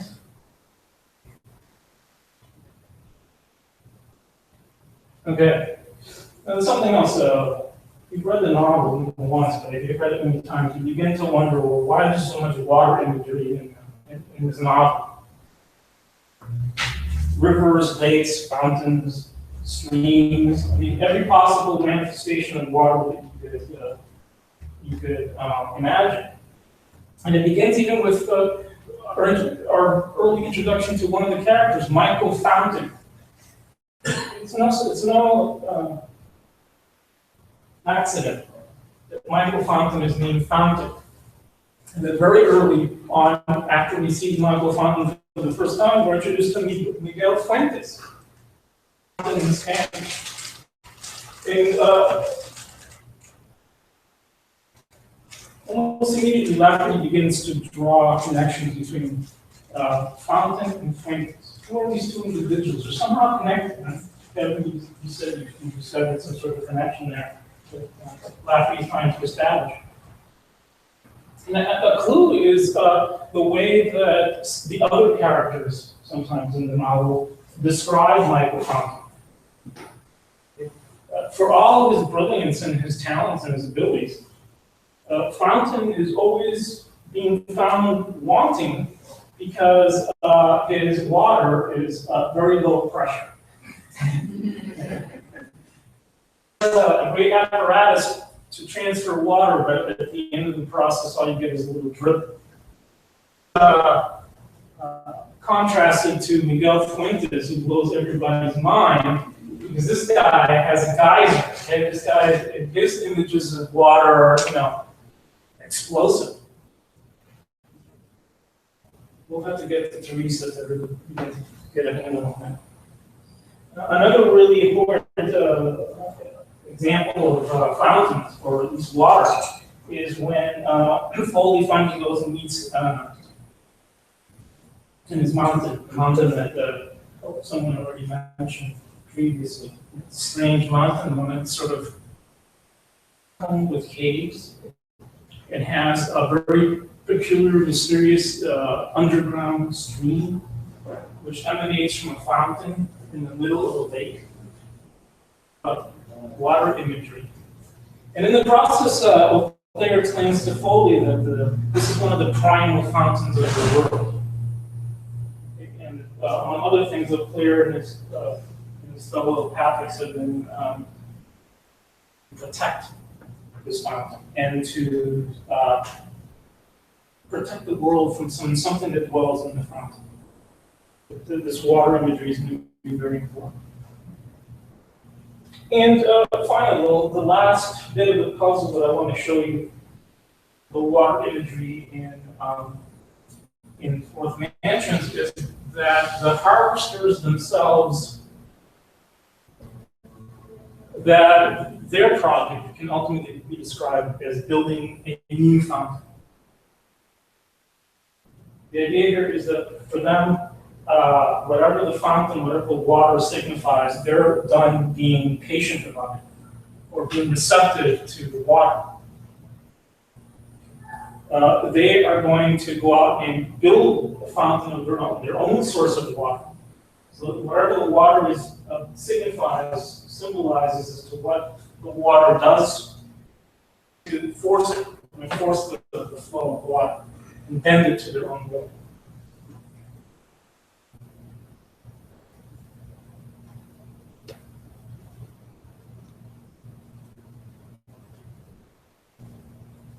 Well, maybe not to our surprise, water plays just as an important role in Teresa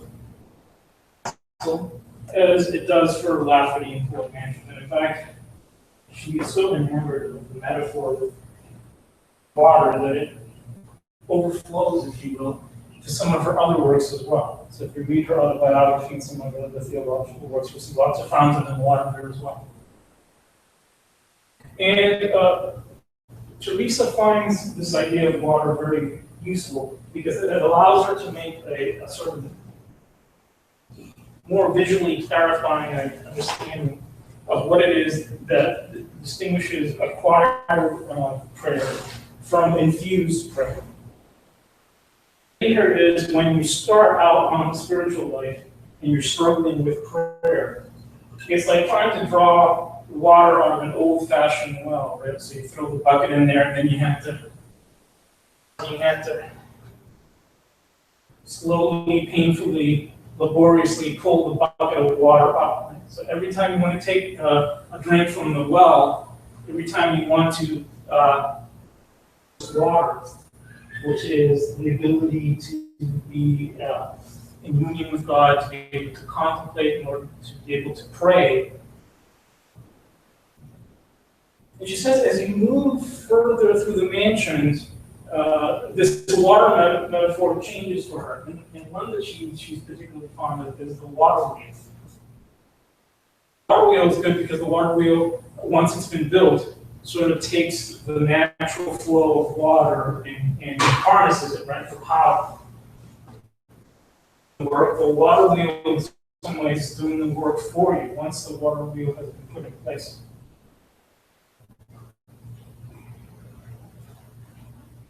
For her, this is the transition to infused prayer. Drawing the bucket painfully out of the well, now God is directly flowing His graces to you, putting the desire for prayer and your ability to love and pray to God directly into you, so you don't have to struggle with it anymore. Teresa says some people get really confused about the water wheel. They get the wrong impression of what they mean by water wheel. Because some people think a water wheel is a human invention. The water wheel comes about because of human ingenuity and hard work in designing and constructing the water wheel. What people have done is they have built a mechanism to harness God's power and to draw grace from God by our own efforts. That's what I mean, and you're completely wrong. It's God who places the water wheel in your heart. It's God's grace that's flowing into your heart. It's not your own efforts. You're not doing it because of your ingenuity or your anything else. And one final metaphor. Water metaphor here. What does that final stage look like? What does the mystical moon look like? Just try to be described from an activist point of view, from a water point of view. It's like a river, or even more, it's like the rain. She says, God's grace is flowing completely uninterrupted into your soul. There are no more boundaries, there are no more stepping stones, there are no more things that are holding you back from God's love and grace at this point. Another point, she says, you are like the rain. And when you are rained down into God's love and grace, say into a lake or a river, water ultimately are absorbed and become part of the lake. And that's a metaphor for what it would be like for you to dwell within God.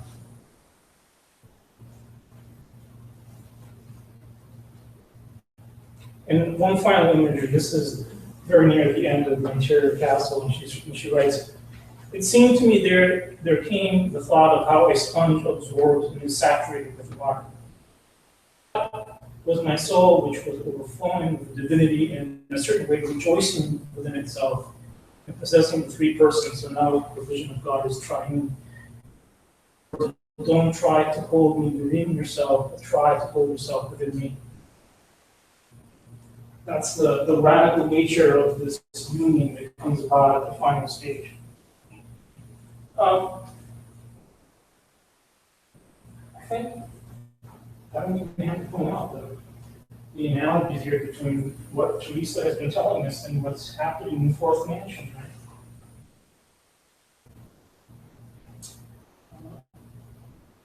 For Lafferty, the harvesters are those who build their own waterway, power of God, and to force God to give us His grace. They're going to force the issue. They're going to use their power to get something from the supernatural, from the divine,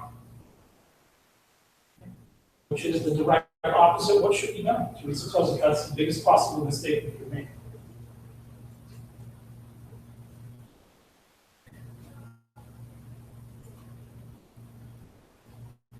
Now we get to the serpents.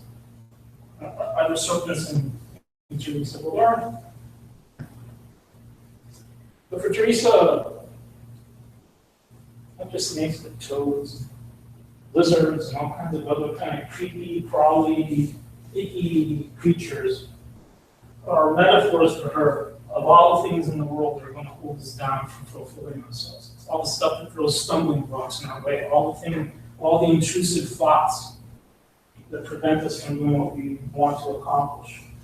All the stumbling blocks to prayer and contemplation and recollection and becoming the human being that we're meant to be. Long passage that I quote from the beginning, it's book 1, first mansion. And Teresa says, look, there's all these creatures scurrying about, slithering around in the darkness of the swamp, who are trapped outside of the castle, but it's also all the forces outside that are going to draw us, prevent us from making that first initial stage into the first mansion. But that's not the greatest thing here. The part where she draws analogies between creatures like snakes and so forth, and we might stumble upon during our progress. In the fourth mansion, near the very end of the fourth mansion, Teresa gives us a very dire warning, aimed primarily at her fellow sisters in the convent who are on the spiritual path, but it's meant as a general warning to anybody who would want to make spiritual progress. And she says something. One thing about Teresa is that she was very earthy. She was very down to earth. Never held herself back. She'd be kind of sarcastic. There's one particular sentence there towards the end of the fourth mansion, which Lafferty quotes to the chapter that he calls the fourth mansion. It's a warning to her fellow spiritual travelers. So they get into their heads that it is arrobamiento, but I call it abobamiento, foolishness. And here, Teresa is drawing a very sharp distinction between what all the harvesters and the other folks in the it's a distinction between those who force God's grace, those who are intent on conquering God's blessing, those who are intent on going to the next stage of their spiritual development, any restraints whatsoever on their timetable, according to their designs. Okay, and those who understand that it has to be an experience of receiving a gift of grace. Grace is a gratuity. Grace is something that is freely given rather than something that's expected or something that's demanded or is expected as a reward. And so she says, oh, there's some people, when they reach the fourth mansion, begin to experience these sort of raptures and visions, in tongues or whatever it is, all these sort of supernatural manifestations. But some of these people are forcing it. People are trying to conquer the divine by their own effort. So even though they call it rapture, but they're actually manifesting as a kind of abobamiento, a kind of profound foolishness in this understanding of what the spiritual life is and who God is. Don't be one of those people. This is the most profound mistake you could possibly make. Very carefully discern. Are you doing this because of God, or are you doing this because of yourself? Okay. So if Teresa has made an analogy between the creatures of the swamp, the toads and the snakes, and the world, and the even more profound stumbling blocks of those who are fundamentally mistaken about spiritual life and its progress, Lafferty's going to pick up on that. He loves snakes, as Kevin pointed out. Snakes appear all over the place. By the way, I was looking through the works of Remedios Varo. Does she have any snakes? Well, she doesn't quite have snakes, but she has these weird spiritual creatures. You know? Look at the serpentine lines, the weird slitherings and malformed creatures are there. And that kind of reminds me a little bit of the way that Lafferty refers to the harvesters. Because on the surface, a lot of people, when they see them, think cascabel, Spanish for rattlesnake, or some other common type of snake. But he says that's the oldest mistake in the world. The black creature is not the cascabel, but the Polypo maldito, the accursed hydra.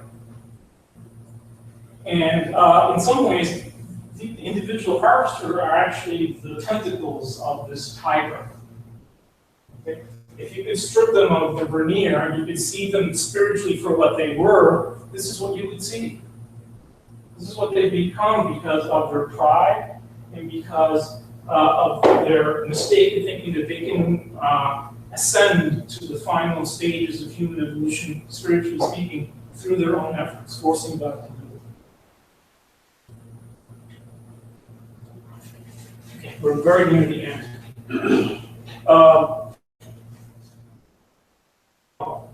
Even more explicitly, this idea at the conclusion of fourth mansions. Anticipation of the fifth mansion with what Foley is experiencing. So the fifth mansion is that stage,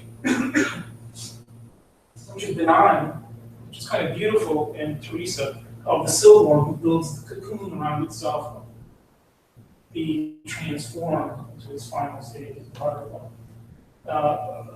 I think that Lafferty picks up on that imagery, but he gives it a sort of very malevolent, evil kind of twist to it, because it's not the beautiful little cocoon of the. It's the web that has been sort of woven around him by this figure of this giant spider that he always has in the back of his mind. Very here is the fact that for him to successfully emerge into the fifth and further mansions, he, like the silkworm, will have to be fundamentally transformed within his tomb, within his cocoon, in this 3-day Christ-like entombment, and it will have to successfully emerge as the new person at the end of the process. To talk about that. I'm moving ahead fast because I know that we're very close on time. So what is the end stage?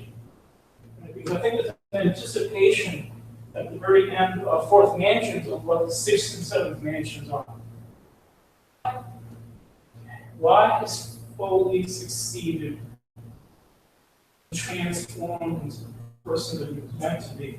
And why have the harvesters failed? And the key is the simplicity that Kevin was talking about. Okay? He's a holy fool. Near the end, nobody else coming in simplicity had ever partaken of awful monsters. So that's a Jungian imagery. You go into all the Jungian archetypes and imagery that are complete in this novel, which is focusing on Teresa.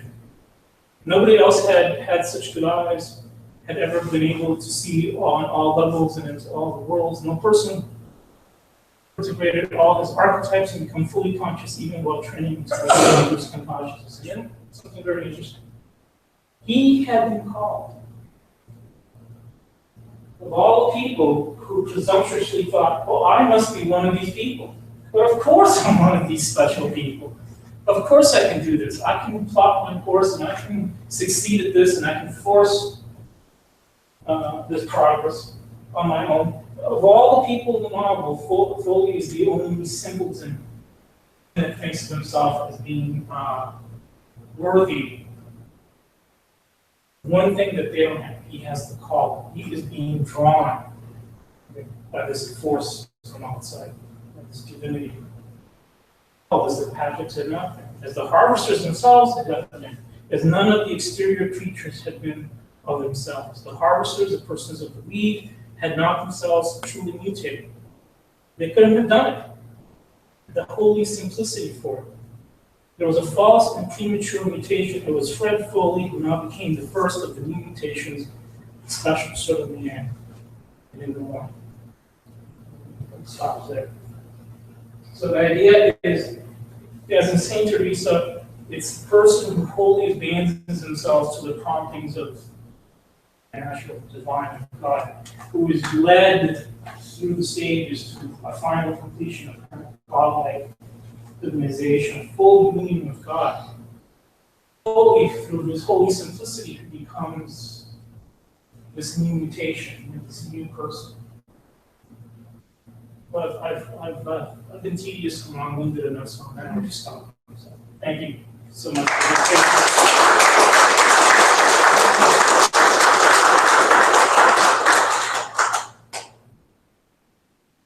I mean, we're pushing it, but if anybody has any other questions right now. Can you say a few words about the artist that's really fascinating art? Yeah. So, Maria Vero, she grew up in Spain in the 20s and 30s. And she had a passionate desire to be an artist, but she developed her own style. She was sort of wandering around until she found the surrealists. So she was an early associate of Andre Breton and the surrealists, and she began to sort of work towards a kind of breakthrough in her style.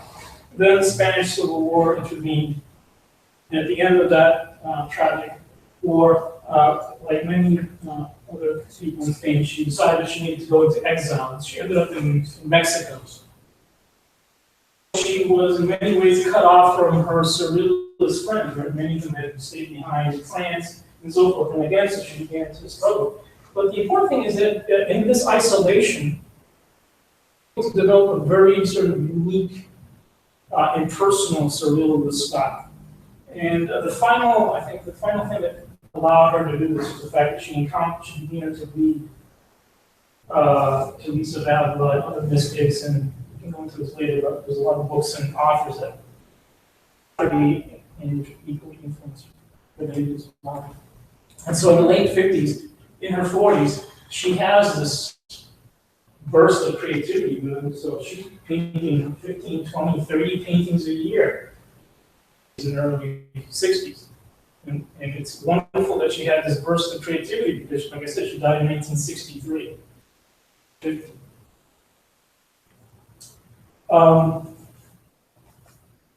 Why did I pick her? I've always found this novel incredibly difficult to visualize. As Kevin pointed out, because coming out of his way, his physical descriptions of what all these people exactly look like, what the place is, he doesn't describe the locales and so forth. And he's touching on issues which are spiritual, which are transcendent, which are on the merely physical and material. So how do you visualize the non-material? For me, Varro was able to capture that. She's using very traditional techniques, but she's able, I think, to capture the inner spiritual life of these people that she's depicting, which to me bears a certain analog to what Lafferty was doing.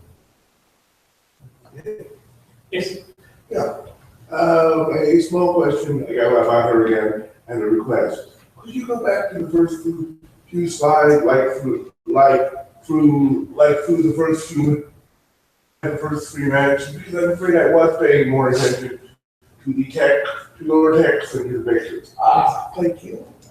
So I take this one for an example of a spiritual itinerary, because this is a painting that deals with spiritual pilgrimage.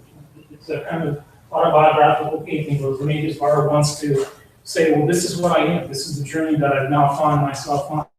I know that there's something wrong with me. I'm beyond myself, and so there's, I think it was very apt for the beginning of the presentation. What is the method and the destination? This is a fanciful work by her that tries to give a depiction to what it would be to be reshaped and recreated in a kind of non-material, which is the end stage for Teresa and for LaffCon. We're still going to remain human, so you see that the human figure there in the center still recognizably human. It has 2 arms and 2 legs and so forth. But it's been transformed, right? It's been divinized, it's been glorified. This is the true state in which we're supposed to.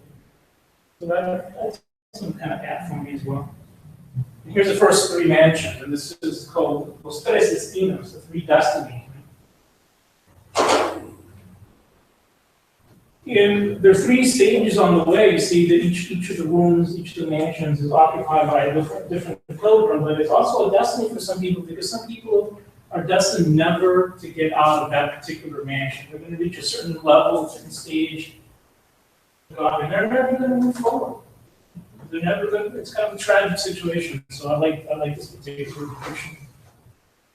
They're also trying to correct the Yeah. Yeah, this is, So they're weaving their own destiny, their own fate. Right? Their fate is in their own hands. yeah, this must be great. The small question was, did she support the Republic? Is that why she chose to go next? Yeah, for several reasons. So she was in support of the Republic, but she was also avant-garde. She was hanging out with the surrealists in Franco, Spain. Women surrealist avant-garde, wasn't going to do very well. All right. I love it, but there's food out there going cold, getting cold. Yeah, let me just say this. There's several different types of pizza. There's vegetable, cheese, sausage, pepperoni, so get what you want. Over to the right is more vegetarian. If you're facing the pizza, over to the left is more meat. Can I? Okay, go ahead, John. Yeah, before we disperse, just a couple of business matters. Again, nervous and awkward. I failed to announce this morning, but Andrew Mass had to cancel, which is a huge disappointment, huge blow. Those of you who were here last year know the documentary was one of the best parts of the day. It's not happening. It is what it is. Going on, and he apologizes.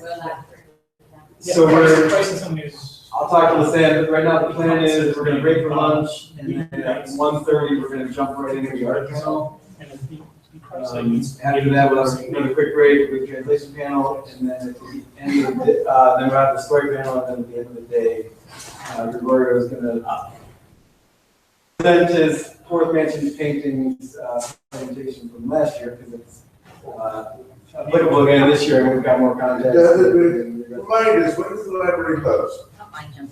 The library closes at 5, everyone, so we might be going past 5. So if you're here after 5, you can't leave through the library. You have to leave out the side. And the goal is still to wrap up by 5. Okay. Yeah, okay.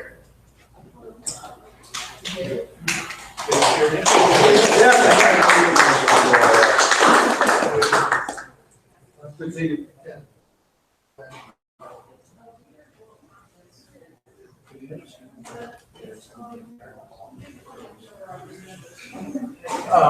What it's gonna be, we have here the same.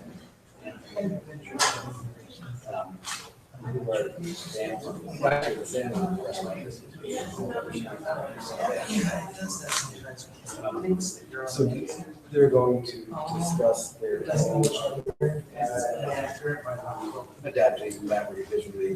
We also examples earlier, work for hire and illustration of collaborative images.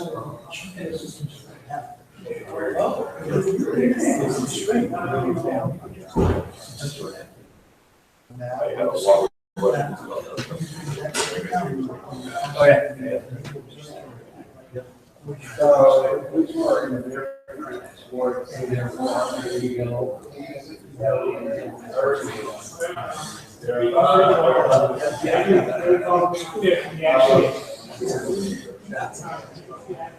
All right, so good to see you. I saw you sneak in.